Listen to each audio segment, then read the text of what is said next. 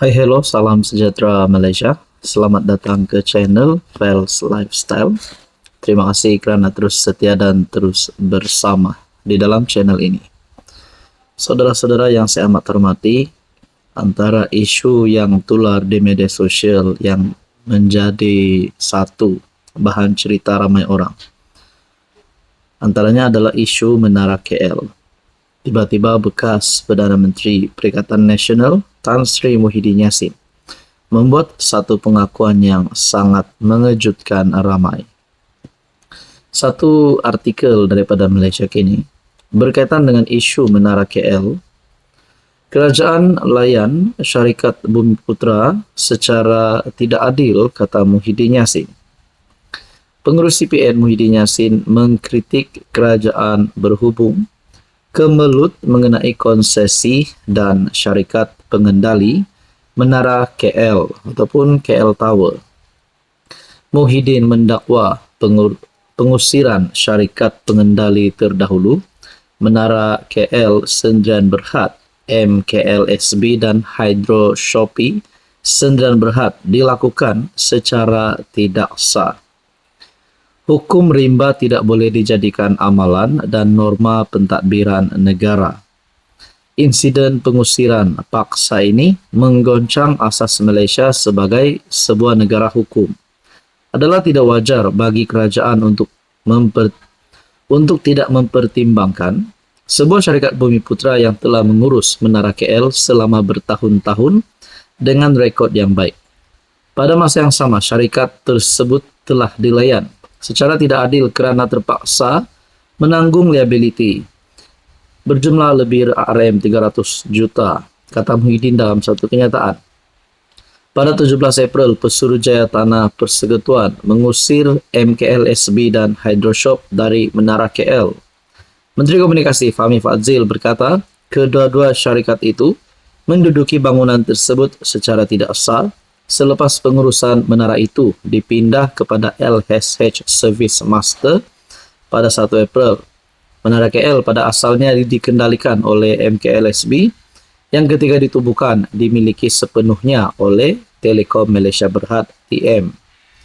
Nah, saudara-saudara, apabila Kerajaan Madani mengambil alih kuasa pada November 2022, kerajaan telah menamatkan konsesi MKLSB dan membuka permintaan untuk cadangan RFP.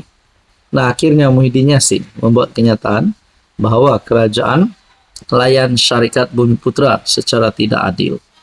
Adakah dengan ini Muhyiddin Yassin sebenarnya menunjukkan dirinya masih relevan untuk menjadi PM? Ini kejutan daripada Muhyiddin Yassin. Saudara-saudara yang saya hormati, berkaitan dengan kenyataan ini, apa komen anda? Hai hello, salam sejahtera Malaysia. Selamat datang ke channel Fels Lifestyle. Terima kasih kerana terus setia dan terus bersama di dalam channel ini. Saudara-saudara, saya melihat dalam satu artikel, satu berita yang menyebut PAS dan Bersatu bercakaran. Sedangkan kita tahu PAS dan Bersatu adalah di bawah Gabungan Perikatan Nasional. PAS dipimpin Hadi Awang, manakala Bersatu dipimpin Muhyiddin Yassin. Apa sebenarnya berlaku di antara kedua-dua parti ini?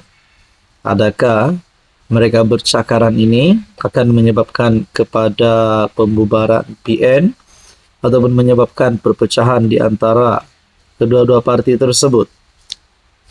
Pertembungan dalaman Bersatu, cubaan PAS main kayu tiga. Dua-dua bercakaran di Perak menurut artikel daripada Harapan Daily. Setiausaha Amanah Perak Salman Saleh mendedahkan pertembungan dalaman Bersatu Perak, cubaan PAS bermain kayu tiga, dan percakaran antara dua parti utama PN dalam kempen PRK Air Kuning. Adakah ini menjadi signal ataupun memberi petanda bahawa PRK Dun Air Kuning bakal terpelantingnya calon PN? Nah, ini menjadi persoalannya. Namun ada yang kata BN akan menang besar pada PRK Dun Air Kuning menurut penganalisis. Nah, kita teruskan dalam artikel berita ini. Pertembungan dalaman yang dimaksudkan melibatkan Naib Presiden Bersatu Datuk Seri Ahmad Faizal Azumu ataupun lebih dikenali sebagai Peja dan Adun Sungai Manik Zainul Fadzi. Faizal Azumu juga pengerusi PN Perak. Pergaduhan antara Peja dan Adun Sungai Manik Zainul Fadzi bukan lagi rahsia. Zainul melepaskan jawatan sebagai Setiausaha Bersatu Perak selepas berlaku perbalahan dengan Faizal. Dan semalam secara terbuka melalui satu hantaran di FB menempelak seorang Mr. P yang secara umum difahami ditujukan kepada Faizal sendiri. Dalam hantaran tersebut, Zainul menyuarakan kekecewaan terhadap sikap tamak dan perebutan kuasa dalam partinya sendiri. Lebih memburukkan keadaan. Hari ini PN Perak menghantar surat rasmi kepada Speaker Dun untuk menukar tempat duduk Zainul dalam Dewan. Ini bukan lagi kabar angin. Ia pengesahan rasmi bahawa krisis dalaman bersatu sedang berlaku secara terbuka dan memalukan. Salman turut mendedahkan pergolakan di dalam PAS dan cubaan PAS untuk bermain kayu tiga, ekoran kedudukan bersatu yang lemah. PAS juga bergolak dan tidak ada hala tuju di peringkat kepimpinan negeri. Razman Zakaria ketika ini sedang digantung jawatan Pesuruhjaya PAS Perak kerana tindak tanduk dan kenyataan fitnah yang mencetuskan ketegangan. Keputusan ini memeningkan ahli dan penyokong dan mencerminkan betapa PAS Perak kini sedang dalam krisis keyakinan dan kepimpinan. Jelas sekali, kedua-dua parti utama dalam PN Perak, Bersatu dan PAS sedang bermasalah, bercakaran dan hilang arah. Dalam keadaan gabungan sendiri tidak stabil, bagaimana mereka mahu tampil ke hadapan untuk kononnya membawa kestabilan kepada rakyat air kuning. Lebih mengejutkan, dalam saat Bersatu runtuh, PAS pula ambil pendekatan lunak terhadap UMNO. Tidak ada serangan yang jelas, sebaliknya peluru dihalah kepada DAP dan Amanah.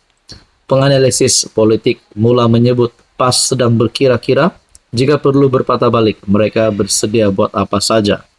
Inilah politik main kayu tiga, bila kawan goyah, musuh lama pun mula dirayu. Prinsip tidak penting, yang penting kuasa menurut artikel ini. Adakah ini sedikit sebanyak akan membawa kepada kejatuhan PN?